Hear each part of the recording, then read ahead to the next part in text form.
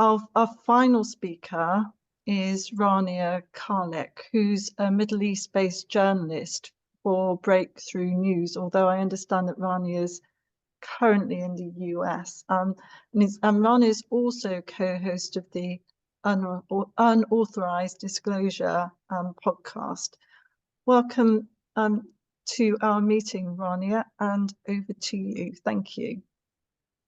Thank you so much. And these are really excellent speeches. I'm just going to, I guess, maybe reiterate some of what was in them and add a little bit. And I mean, just to some of what's been said by Hyman and Rada, I think that, I don't have the answers to this, but I think we're talking about some sort of denazification program or something even more serious than that. Once we get to a liberated Palestine, some of what I'm seeing among Israeli Jewish society reminds me a lot of what I've read about in the Jim Crow South.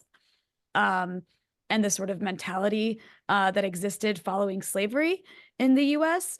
And so it's not pretty right now, and I don't really have the answers to that, but I think it's a really, really important discussion to be having very, very seriously at this point in time. But, I had planned to spend my time talking about, why one state and not two, because this was planned a while back. But, I've spent the last 3 weeks kind of walking around in a daze, in shock, without really having the ability to process what happened the day before, because I'm watching my country of Lebanon be carpet bombed and now invaded again by the Israelis. I actually live in Lebanon, and I left 3 weeks ago to cover the UN General Assembly in New York just before the pager attacks took place. And since then, I've watched from afar as Israel expands its genocide in Gaza to southern Lebanon and to South Beirut. And parts of the Bekaa, and they've displaced they've displaced at this point 1.2 million people. And this isn't a really tiny country. I mean, Lebanon is just under 6 million people. So a sixth of the population, more than a sixth of the population has been displaced. And they've already killed over 2,000 people. And that's, of course, on top of this year of genocide we've watched in Gaza that's probably killed in the hundreds of thousands. We just don't actually know the death toll. And it hasn't relented. So, I, of course, have spent the last year, like all of us here, feeling completely devastated and infuriated over Gaza, and I should say also inspired by the resistance to genocide. But there's something very different about watching it happen to your own home in real time. So I really don't know how Palestinians have done this for a year. And I really hope I don't have to do it for a year. But all that said, Israel is now about to go to war again with the backing of the sociopaths in charge of the US against Iran, on top of everything else it's already doing. So, because of developments in Lebanon, and now that we're on the precipice of this potential war with Iran, I want to talk a little bit about how this massive escalation fits into this conversation for the need of one democratic state in Palestine. Because as far as I see it, one liberated state in historic Palestine, the defeat of the settler colonial apartheid fascist regime, the dismantling of the Zionist project, this is absolutely necessary for the ultimate liberation of the region, but will also lead to a more liberated world. In other words, the liberation of Palestine is about more than just Palestine. Someone made the point to me recently that we're witnessing today a Nazi-like state, Israel, go about expanding its borders and genociding its neighbors. But unlike during World War II, the Allies are supporting the Nazis this time around. But I just thought that was a little ironic because, as we all know very well, the West did actually initially support Nazis as a bulwark against communism until the Nazis started attacking them. And then the West continued to support fascists and Nazis against communism throughout the Cold War, and Israel played a role in that fight. And today we see the West supporting the apartheid Nazi-like state of Israel against those who resist Western imperialism. And this, in the region of the Middle East, means Hamas and any other Palestinian group that fights for their survival. It means Hezbollah, it means Iran, it means the Yemenis, and so on. And they've also historically used Israel to do their dirty work around the global South, at times in Africa, very often in Latin America, against any movements aimed at supporting their own self-interest or sovereignty over American imperialism. And I think this is why we need to understand Israel as a reflection of, not a deviation from, the US. As Israel's genocide in Gaza reaches new heights of cruelty, many keep asking, why are Western regimes who claim to be the leaders of the free and civilized and lawful world, why are they enthusiastically supporting the belligerent annihilation of Gaza It seems they've gone crazy. They're willing to destroy this world order they worked so hard to create, all to protect Israeli apartheid. You know, they're even willing to provoke regional war with Iran for this tiny little settler state.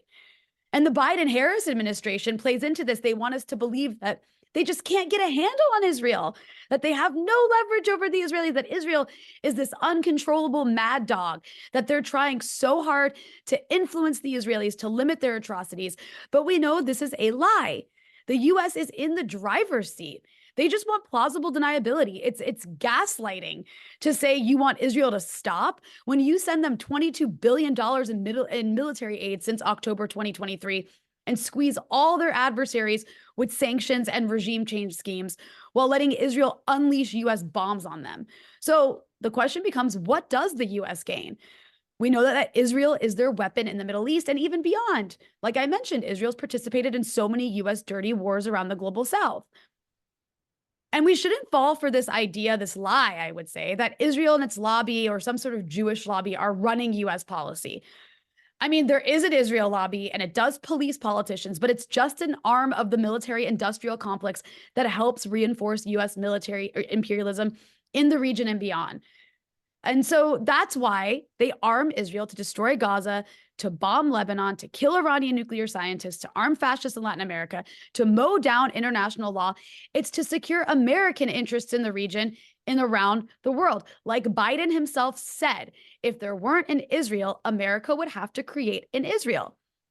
Biden keeps saying he doesn't want a war on Lebanon, doesn't want a war with Iran, but his own advisors, Amos Hochstein and Brett McGurk, were quietly greenlighting an Israeli attack on Lebanon to weaken Hezbollah in early September, while they were publicly luring the resistance into a false ceasefire proposal.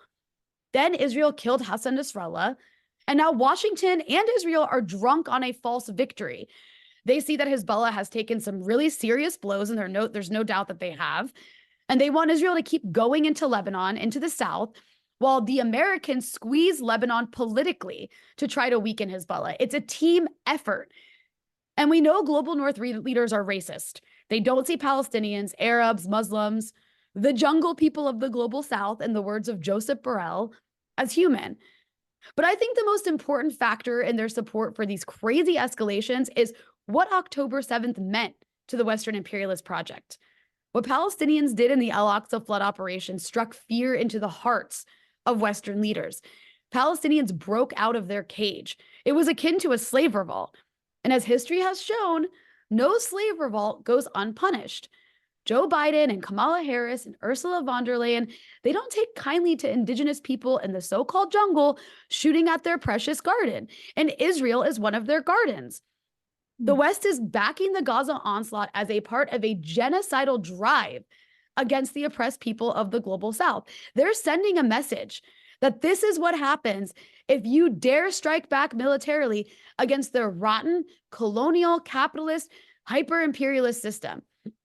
Israel versus Gaza, and now the region, is the imperialist West versus the global South. The imperialists have created a world where a small group of ruling elites led by the US very effectively steal from the global South to maintain their hoarded wealth. And if this system collapses, they lose everything.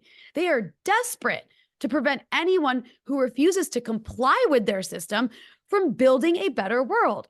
This system has destroyed so much for hundreds of years, and its maintenance requires a constant evolution and control and domination, and it won't tolerate any resistance to it. That's why they sanction over 30% of the world. It's why they overthrow governments and invade and collapse misbehaving countries. It's why they kill babies and destroy hospitals and create famine. They literally shorten lifespans as a matter of policy. This system is so parasitic, and Haim was speaking to this before, that they're willing to destroy the world if it means preventing the collapse of imperialism. The genocide in Palestine, it's a microcosm of how far they're willing to go. I mean, look no further than their willingness to risk nuclear war with Russia and China to see how psychopathic their ambitions are. And let's not forget, Gaza, in addition to being a concentration camp turned death camp, is also a laboratory where Israel and its Western backers can test the most brutal methods of domination and control on those marked as unpeople, right? The people of Gaza were marked for death a long time ago. They were put on a diet. They were placed under siege. They were subjected to carpet bombing campaigns every few years. Those methods have been exported around the world to be used on other marginalized populations to uphold this imperialist order. We have to consider this context when we watch Gaza and now Lebanon face a kind of annihilation, because we're entering this era of climate disaster and a crisis of capitalism, combined with a gradual decline of US empire, the most violent empire in history, which is terrified of the rise of China and an assertive Russia, and again, is willing to risk nuclear war to prevent it. I also want to point out that as somebody who's in media, Breakthrough News, make sure you follow it, we're watching in real time the media and global North political leaders cover it all up, but their propaganda this time around does not match up to the images of reality. That's why the genocide in Palestine has exposed the imperialist narrative of the mainstream media, even beyond Palestine, which raises questions, right, for a lot of people when they watch the reality of these images versus what CNN is saying. If they lied about 40 beheaded babies and about Hamas mass raping Israelis, and they're actively ignoring actual gang rapes of Palestinians that are on video, right? If they're covering up Israel's use of the Hannibal Directive on October 7th and Israel's summary executions of doctors and patients in hospitals, if they're promoting Israel's fabrications about Shifa Hospital being a Hamas headquarters to justify dismantling Gaza's health facilities, what else are they lying to you about, right? People see there, and I mean, that's something we constantly highlight at Breakthrough News, but people see these people see these differences in reality versus the media, and it makes them ask questions that if the media lies about Palestine this much, maybe they're also lying about other adversary countries the US wants to destabilize, like China and Iran and Venezuela. Palestine is an inflection point that's permanently discrediting the corporate media to much of my generation and younger, I would say. And then I want to make a quick point just about anti-Semitism, because obviously we see this still being used to shut people up and to smear people. You know, they want us to believe that opposing apartheid, that opposing genocide is actually an act of anti-Semitism. We all here know that's BS. You know, there's nothing anti-Semitic about that, but actually they're the anti-Semites. Imperialists, the US imperialists do not care about Jews. They never have. They are using Judaism as a shield for imperialism, which is the most anti-Semitic thing you can do. And what's more ironic than the fascistic forces of the imperialist West that once genocided European Jews to then go and use them as cannon fodder on the front lines of their imperialist project in the Middle East. And to that I say the liberation of Palestine will hopefully also liberate Jews around the world from being tricked by Zionism into moving to a disgusting settler state and potentially dying for Western imperialism that uses them as cannon fodder. And just to say really quickly about Lebanon, before I end here, I know everybody is really worried about Lebanon. And again, I'll mention, you know, Hezbollah has experienced a lot of blows in the last few weeks. Their senior military leadership has been largely eliminated. And we saw the assassination of Hassan Nasrallah using 2,000-pound US supplied bunker buster bombs to take out 6 apartment buildings in the densely populated South Beirut suburb. Killing God knows how many people. And it's a huge loss. It's a huge loss for the resistance across the region. That said, Hezbollah is a horizontally equipped organization as far as its leadership goes, and they're able to replace people quickly. And their command and control in the south of Lebanon is still intact. And they are fighting back in an Israeli invasion on Lebanon. And we're probably going to see the Israelis actually invade this week. So far, we've seen these Israelis do these tiny raids, kind of going in a few hundred meters and you know, sort of dipping their toes in and then leaving very quickly. And they've experienced casualties as a result of that. But I just want to remind everybody, Hezbollah has spent his entire existence preparing for an Israeli invasion. So we have to wait and see what happens, because Lebanon's future is really dependent on how Hezbollah performs in South Lebanon today. But we shouldn't allow Israeli propaganda about Hezbollah being on the precipice of collapse to lead to any sort of defeatism here for Lebanon. Moving forward, the US is also obviously in the driver's seat here. They see a huge opportunity to take out all their adversaries in the region, and they are squeezing the Lebanese government right now and trying to install a president of their liking so they can create a government to their liking. It's the same script we've seen before. It's going to do a lot of damage, but I don't think it'll work. But again, I mean, I don't have a crystal ball, so we'll have to wait and see. But we have to remember, Israel has not achieved any of its military objectives in the last year. They haven't managed to dismantle and destroy Hamas. They're not going to be able to dismantle and destroy Hezbollah, even if they can give it a lot of blows. And, they just keep expanding their military objectives while they haven't reached previous ones. And in the long term, I think, it's going to do a lot of damage, but I just don't think any of this is achievable. They're making the entire region hate them, and people are going to keep fighting them as a result. So just to end on here, Israel's doing exactly what U.S. imperialists want it to do. It's attacking any force that fights U.S. domination in the region. And that includes Hamas, Hezbollah, Iran, the Iraqis, the Yemenis. These forces refuse to submit to Western domination. They refuse to be slaves to the U.S. And for that, they're being punished with extreme depravity by a U.S. empire that is slowly waning in power, but will do an insane amount of damage on its way down. That said, Israel is the U.S.'s greatest asset, its biggest investment in policing its adversaries. And that's why I'll go back to the original point here. The liberation of Palestine is a requirement for the liberation of the region and much of the third world, because it will mean the dismantling of a genocidal apartheid regime that destroys for the U.S. Still, we know the West, even with its waning power, is well organized and ideologically in sync. So the question becomes, can the South and its allies in the West confront this moment? Palestinians are operating under the most difficult of circumstances to push for a liberated future, which one democratic state needs to be at the heart of that.